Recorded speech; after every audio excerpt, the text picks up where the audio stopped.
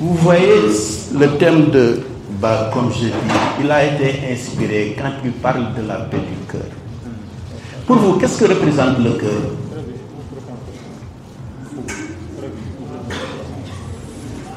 Que représente le cœur? Hein? La foi? Oui. Quoi encore? La vie, oui. Quelle est sa fonction, le cœur?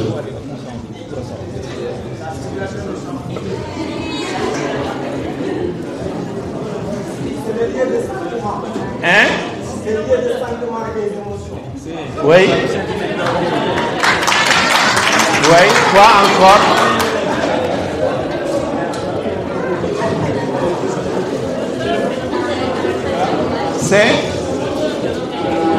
C'est le moteur de l'organisme.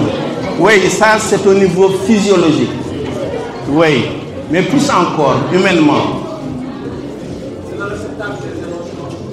Oui, effectivement, c'est le réceptacle des émotions et des sentiments, mais plus que ça encore. Il y a autre chose. En fait, on comprend. Le seul usage que vous savez faire de votre cœur, c'est apprendre par cœur.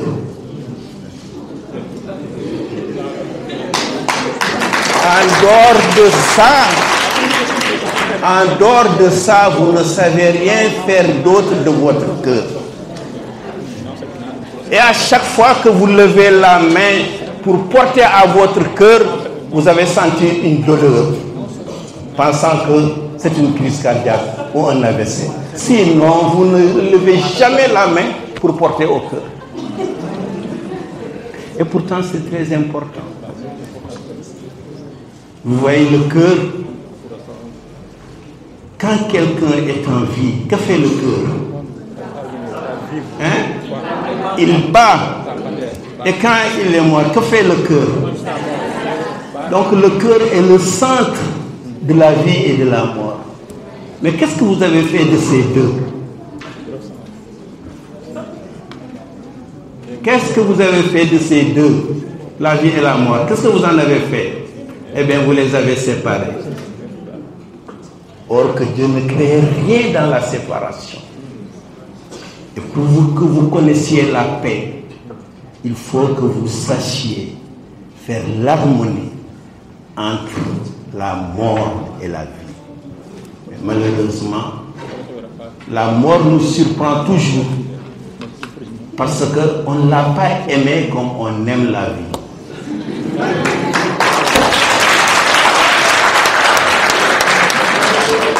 Et pourquoi vous ne l'aimez pas? Pourquoi vous ne l'aimez pas, la mort? Et pourtant, c'est quelque chose qui va venir.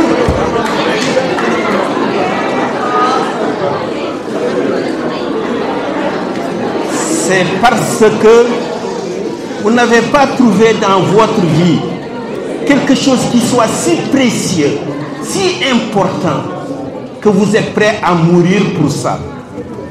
Raison pour laquelle, eh bien, la mort, vous l'oubliez jusqu'à ce qu'elle vous surprenne. On entend, mais c'est pas possible. Ce matin, on s'est dit bonjour, on vient m'annoncer qu'il est, mais c'est pas possible. Pourquoi? Et qu'est-ce qui nous fait prendre conscience de la mort? C'est pas que la personne a disparu, mais on n'a aucune conscience de l'âme. Aucune conscience de l'âme, mais un être humain qui vit, qui n'a aucune conscience de son cœur, de son âme. Mais qu'est-ce qu'il est véritablement? Hein? Qu'est-ce qu'il est véritablement? Eh bien, c'est très simple, c'est un formaté. C'est un inconditionnel. Vous voyez, or que la non-violence te sort de ce conditionnement pour te révéler ta véritable nature. Et je vous le jure, vous serez parmi les meilleurs, non pas parce que vous créez des gens de seconde zone, mais parce qu'avec vous, tout le monde va se sentir grandir. Vous voyez, c'est ça. Le thème est très large, très profond, et qui vous permettra Vous n'avez pas besoin de ces études-là. Quand vous serez dans cette conscience, eh bien, vous ne serez pas intelligent, mais vous serez doué d'intelligence. Je vous donne l'exemple de ce Burkinabé qui n'a jamais été à l'école avec la sécheresse. Tout le monde fuit le village. Lui, il reste. On dit qu'il le fout. Eh bien, ce lieu, il l'a réhabilité. Fait revenir la verdure sur près de 43 hectares. Regardez la puissance de l'homme. À lui seul. Tous les soi-disant ingénieurs, agronomes, environnement, tout ce que vous voudrez, eh bien, sont venus à ses pieds pour apprendre. Certes, apprenez, mais je vous conseille de chercher la connaissance. Et pour que vous puissiez chercher la connaissance, il faudrait que vous donniez des objectifs. Qu'est-ce que vous voulez? C'est une question que je vous pose. Qu'est-ce que vous voulez? Hein? Qu'est-ce que ça veut dire la réussite?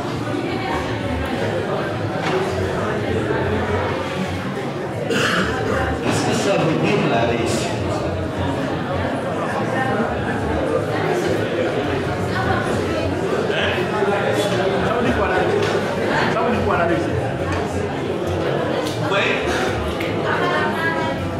Avoir du travail, c'est bien. Quand vous aurez du travail, c'est juste remplir les 4 fonctions de l'existence. Se nourrir, se vêtir, se loger, sa santé et la sécurité. Et après,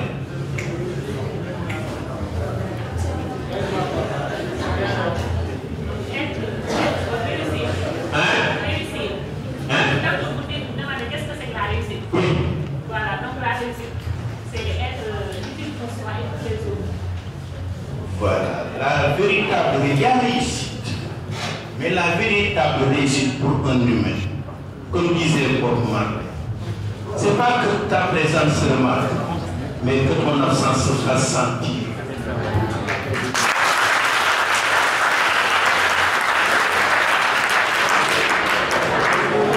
C'est ça. Donc, vous voyez, et encore on en vient à l'exercice de l'activité de penser. Vous en avez terriblement besoin. Nous en avons terriblement besoin pour sortir de l'intelligence de l'imitation. Et 2 choses l'une. Soit vous êtes dans l'intelligence de l'imitation, soit vous êtes dans l'intelligence du réel. Et je vous conseille d'être dans l'intelligence du réel. Victor Hugo disait, n'imitez rien, ni personne. Car le lion qui copie le lion finit par devenir un singe. Il y a un proverbe du pays qui dit, le tronc d'arbre dans l'eau, jamais, jamais, jamais ne deviendra un crocodile.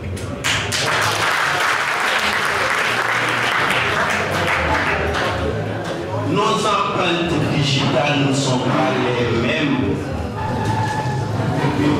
Pourquoi voulez-vous mûrir en copie? C'est pas possible. Vous avez à enrichir notre humanité. Mais il faudrait que vous ayez confiance en vous-même et que vous ayez l'estime de vous-même. Sans ces deux, eh bien, tout ce que vous entreprendrez sera un échec. Et l'échec, c'est quoi? C'est ne pas avoir le courage d'oser. C'est ça l'échec. Ne pas avoir le courage d'oser. Ce qui veut dire que vous devrez être rempli d'audace.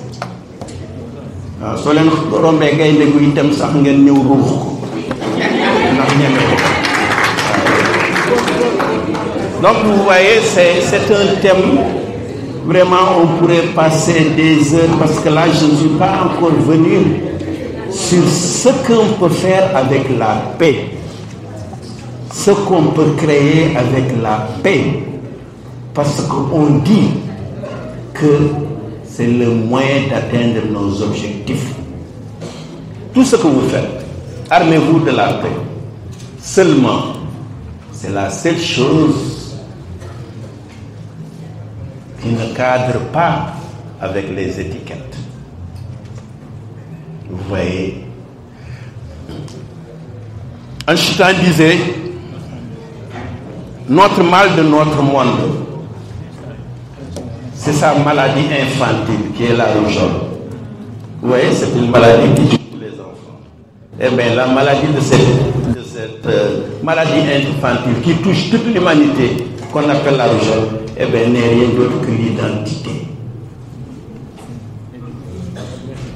N'est rien d'autre que l'identité. Elle ne vous permet pas d'être ensemble. Parce que chacun s'identifie à ce qu'il est. Or que si vous voulez la paix, vous ne pouvez pas avoir d'identité. Pourquoi vous ne pouvez pas avoir d'identité? Parce que ça commence avec l'humain et s'arrête avec l'humain. Si vous vous dites musulman, votre religion doit vous aider à parfaire cette humanité en vous. C'est-à-dire devenir l'être coranique. Je dis bien l'être coranique. Si vous êtes chrétien, ça doit vous aider à être un bon chrétien, c'est-à-dire l'être christique. Si vous êtes un bouddhiste, éveillez en vous l'être bodhisattva. Si vous êtes hindou, éveillez en vous l'être védique. Vous verrez que c'est le même être. Donc il ne peut pas y avoir de dissolution. Et les études que l'école a menées ont montré que tous les êtres de paix ont suivi le même chemin. Parce que ça commence avec l'être et finit avec l'être. Vous voyez. Et ça, c'est très important que vous le sachiez. Parce qu'aujourd'hui, notre monde ne permet pas les identités. Regardez notre parent, John Nyang. S'il était descendu en Amérique avec son identité de Sénégalais, il aurait été coopté par Obama pour travailler pour lui. Eh bien, qu'est-ce qu'il a fait? Il a été dans l'intelligence du réel. Et ça, c'est très... Et ce qui vous le permet, c'est encore l'exercice de l'activité de pensée. Je vous le répète, l'exercice de l'activité de pensée. La première des choses, c'est que vous ne vous sentirez jamais, jamais, jamais de la vie comme une victime. Jamais. Dès que vous vous considérez comme victime, vous aurez perdu tout courage d'aller de l'avant. Qu'est-ce qui se passe? Il vous faudra aller chercher un consolateur. Parce qu'en tant que victime, vous vous êtes trouvé un bourreau, un oppresseur. Qu'est-ce que vous allez faire? Donc l'activité de pensée exige de vous, à partir d'aujourd'hui, de ne plus se considérer comme une victime. Kamité m'a fait ceci, tu as vu ce que le préfet m'a fait, tu vois ce que l'autre m'a dit. Non, non. Ayez le courage d'être vous-même. Et tout ce qui arrive. Si le temps le permet, on devait venir aux autres aspects de la paix et qui concernent votre avenir. Parce que vous avez un grand travail à faire. Vous allez réfléchir. Vous avez vu les prophètes. Ils sont tous nés orphelins de père et de mère. Pourquoi? Pourquoi? Pour qu'il n'y ait pas d'héritage parental. Ils sont exempts d'héritage parental. Mais vous avez vos parents. Ils sont vos modèles. Vous les voyez comme étant votre père et mère. mais aussi vous les voyez comme étant un couple. Vous les regardez dans leurs agissements, dans leur manière de faire. Et à partir de là, vous décidez si votre femme doit être comme votre maman, votre mari doit être comme votre père. Et quand vous sortez de votre maison, eh bien c'est pour aller reproduire. Je vous le conseille, qu'il ne vous arrive jamais, jamais, jamais, jamais de la vie, quel que soit le différent, de les juger. Si vous les jugez, je vous le jure devant Dieu. C'est pourquoi vous les avez condamnés, eh bien vous le reproduisez.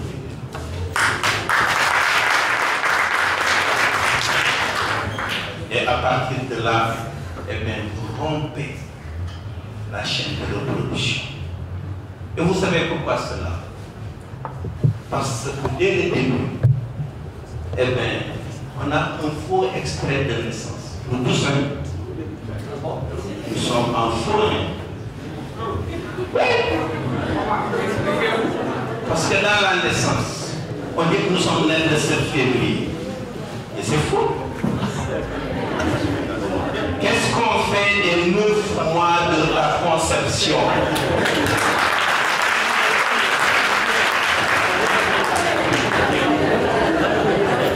On l'oblibère, on passe à l'eau de rose et on dit voilà, c'est mon enfant. Et pourtant, on ne connaît rien de l'instant de conception. Si ce n'est que le mois qui suit, on sait qu'on ne voit plus nos périodes. En ce moment-là, on dit ah, je porte.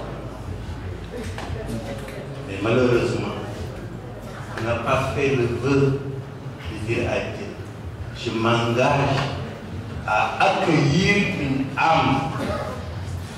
Si tu t'es engagé à accueillir une âme, quand il naîtrait, eh bien, tu respecterais ce que le prophète a dit. Il est né croyant. Et tu n'aurais pas pris cet enfant pour en faire ton otage, lui donner ton nom et porter sur lui tous tes projets. Pour que demain nous dimbalons. Amen. Donc tout ceci c'est pour vous donner une grande nuit de pouvoir vous renouveler et ne pas tomber dans le piège de tout ce qui se passe dans les familles. Vous voyez, on a fait beaucoup de choses. Et ça, c'est quelques éléments de la paix.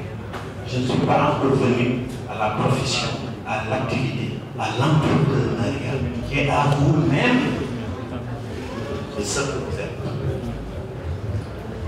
Non pas de ce qu'on a voulu faire de vous. C'est très important. Donc voilà, et je m'envole vers ma conclusion pour dire aimez-vous tel que vous êtes. Vous êtes une richesse pour l'humanité. Et sachez que sans amour, eh bien, inutile d'entreprendre quoi que ce soit. Et quand je parle de l'amour, c'est l'amour désintéressé. C'est pas l'amour éros par lequel les hommes ont trouvé des femmes et les femmes ont trouvé des maris. Non.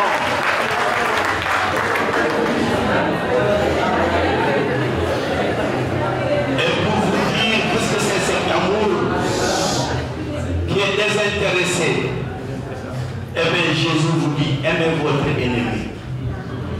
Quel intérêt y a-t-il dedans d'aimer son ennemi? Rien. Donc désintéressé. C'est ça, désintéressé. Tu ne cherches pas ton intérêt et tu ne soupçonnes pas le mal. Eh bien, en ce moment-là, tu détiens la force la plus puissante que l'arme la plus destructive construite par l'intelligence. C'est en ce sens que Einstein disait l'humanité aura du mal à croire que ce petit homme-là, cette petite chair, a fait agenouiller la première puissance militaire de cette époque qui était l'Angleterre. Je vous remercie.